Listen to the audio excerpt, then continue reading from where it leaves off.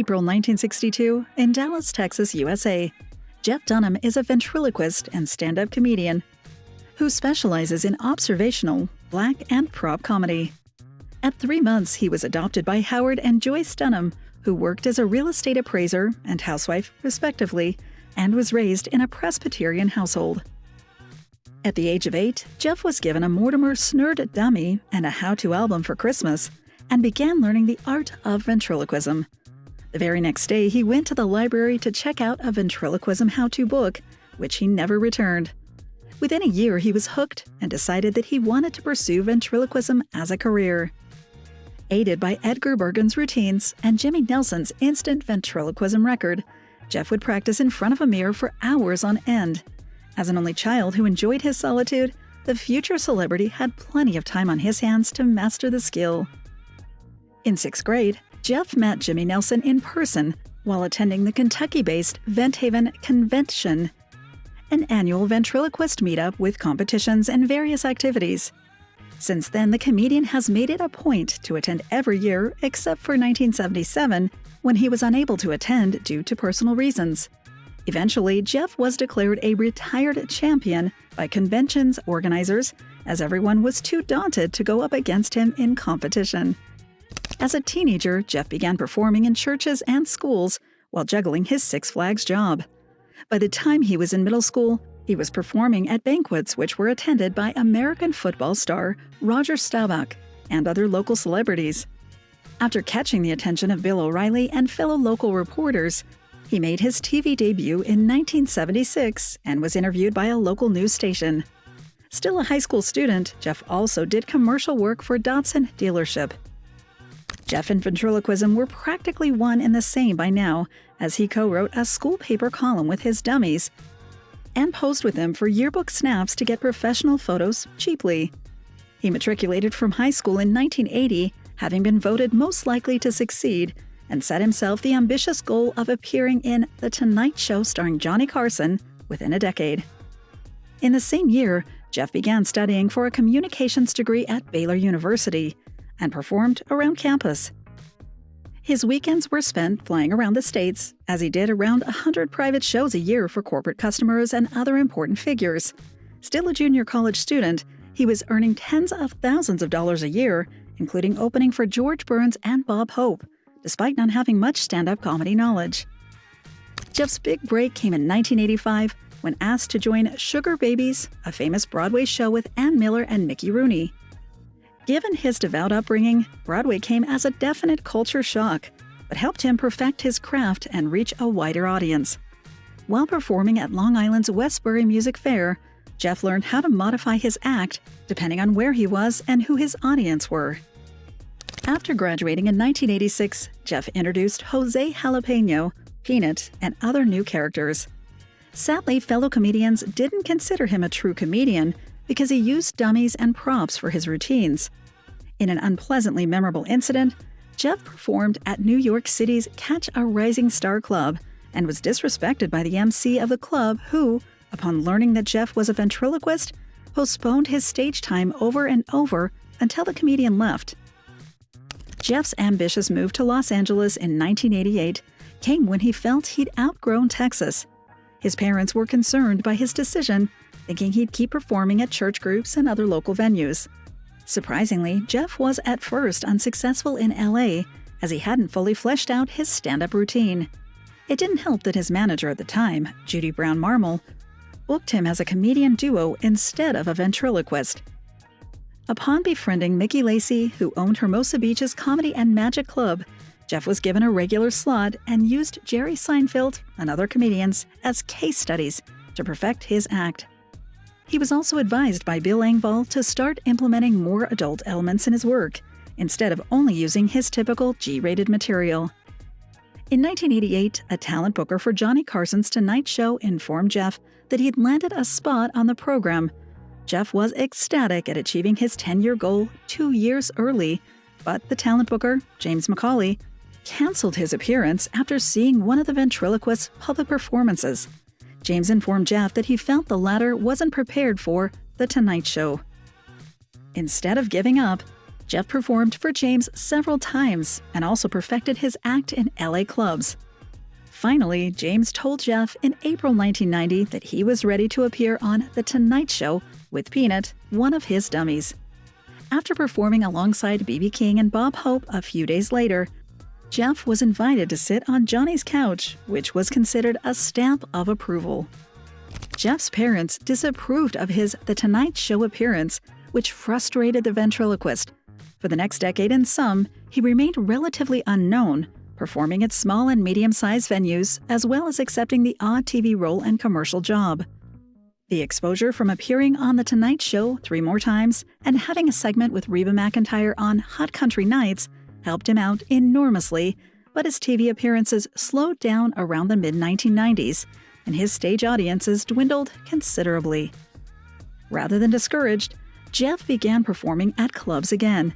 He used question cards for his performances as a way of connecting with his fan base and was soon voted funniest male stand-up at the 1998 American Comedy Awards. On the downside, Jeff's marriage and family life suffered due to the constant traveling, and he also had trouble paying bills. 2002 came along, and Jeff was actively searching for TV work as a way of raising his profile and slowing down on club performances. After appearing in The Best Damn Sports Show period, Jeff's career was on the rise again, and he began landing more lucrative gigs. In July 2003, he made his first solo appearance in Comedy Central Presents with his dummies Jose Jalapeno, Peanut, and Walter. Despite a successful performance, Comedy Central felt that Jeff wasn't the right fit and declined to give him more airtime. Desperate time called for desperate measures, and 2 years later, Jeff financed his own comedy DVD, Jeff Dunham, Arguing with Myself. With help from his manager Judy, Comedy Central aired the DVD, which was viewed by 2 million people and sold the same number of copies. In 2007, Jeff taped his second special, Jeff Dunham, Sparks of Insanity, in Washington, D.C.'s Warner Theater, where he introduced Ahmed the Dead Terrorist, his most controversial character, but who would become an online sensation. A clip of the puppet was viewed over 140 million times on the platform and became YouTube's most watched clip as of October 2009. By now, Jeff was performing in Denmark, South Africa, Norway, Australia, and even the Middle East, as his lovable characters were recognized by millions across the globe and crossed language barriers. In March 2009, a multi-platform deal was signed between Jeff and Comedy Central, despite the network's initial reluctance. Included in the deal were a 4th stand-up special, a multi-city tour, a TV series named The Jeff Dunham Show, and a consumer products partnership. Surprisingly, the show only lasted 1 season due to its high production costs, low ratings, and poor reviews, despite having boasted the most watched premiere in the network's history. Jeff Dunham Controlled Chaos was a ventriloquist's 4th special and premiered on Comedy Central in September 2011. His 5th, Minding the Monsters, aired in October 2012 and filmed in Savannah, was followed by All Over the Map, filmed in various big cities and which premiered in November 2014. Ahmed Saves America, starring Ahmed the Dead Terrorist, premiered on country music television in March 2014, whereas Jeff's 7th special, Unhinged in Hollywood, was launched on NBC in September 2015. With a decades-long career and thousands of performances, Jeff has attracted praise and criticism in almost equal measure. He made history after winning the Ventriloquist of the Year award twice and was also nominated by the TNN Music City News Country Awards in the Comedian of the Year category. Despite being praised by many for his technique and timing, others claim that Jeff's characters are sexist, homophobic, and racist caricatures. The South African Advertising Standards Authority banned a TV commercial featuring Ahmed the Dead Terrorist in 2008, after a citizen complained that the commercial was offensive to Muslims and characterized them as terrorists. Jeff's eloquent reply was, "I've skewered whites, blacks, Hispanics, Christians, Jews, Muslims, gays, straights, rednecks, addicts, the elderly, and my wife. I believe that comedy is the last true form of free speech." With that said, Jeff admitted to being more sensitive with conservative audiences. In July 2009, the comedian was criticized and heckled during a promotion for the Jeff Dunham Tour after mocking TV critics, which is part of the reason the show received poor critical reviews a mere month later. Other industry figures, such as J.P. Williams, who produced the Blue Collar Comedy Tour, are of the opinions that Jeff's act in itself isn't funny, and that he gets more reactions thanks to his puppet characters. Prior to a 2014 show that took place in Malaysia, the country's government asked the comedian not to name or use Ahmed during his performance. During that particular performance, Jeff renamed Ahmed Jacques Merde, the dead French terrorist, to avoid disappointing fans. Apart from these isolated incidents, Jeff has always enjoyed a long and scandal-free career. Away from performing, Jeff boasts an impressive multi-million-dollar car collection, with something to suit every taste. First on the list is his striking black and yellow Ford GTX-1, of which only 100 were ever produced. The mid-engine two-seater sports car isn't exactly practical, but the comedian drives it every now and then. Next up is the 1934 Ford Ahmed Mobile, which started off as the 1934 Ford Street Rod and boasts several customizations. The vehicle rarely leaves Jeff's garage and has only been photographed a few times. Another of Jeff's vintage vehicles is his 1965 George Barris Calico Surfer that comes with an interesting origin story. Apparently, the ventriloquist snagged the rare car at an auction after one of the bidders had a heart attack while bidding, but there's no way to confirm if this is true. The lesser-known Bradley GT also takes a coveted spot in Jeff's collection. The sports car uses a Volkswagen Beetle powertrain and underpinnings and weighs 1,600 pounds, or about 700 kilograms, making it nimble and easy to ride. Jeff is rarely seen out and about with the Bradley, perhaps due to its lack of roof and doors.